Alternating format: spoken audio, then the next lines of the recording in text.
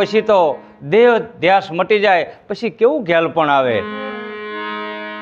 કારણ કે આ જગત પછી ને ગાંડા કે આવી ગાંડાની રેવણ જાજ એ જુઓ ભાઈ ગાંડાની રેવણ જાજ જુઓ યા તો ગાંડાની રેવણ જાજી.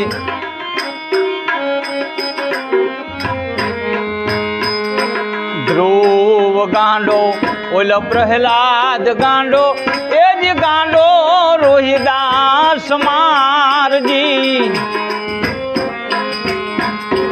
ધ્રુવ ગાંડા આવા પ્રહલાદ ગાંડા એ જ ગાંડા રોહિદાસ સમારજી.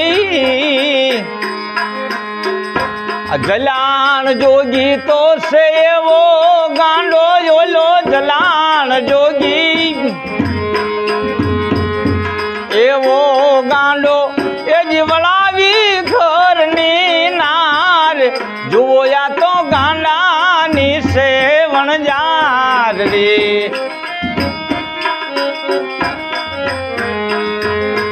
એવી ગાંડાની રેવણ જાર આવી ગાંડાની વણજાર છે. દેહ ધ્યાસ મટી જાય એટલે માણસો જગત એને ગાંડો કે પણ ગાંડો નથી ભલામણા એને ભજન લાગી ગયું છે.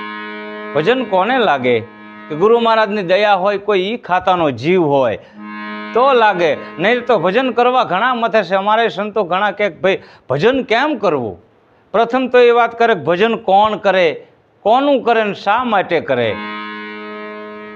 પણ આ જીવને શિવને પામવા માટે થઈને ભજન કરવું પડે છે.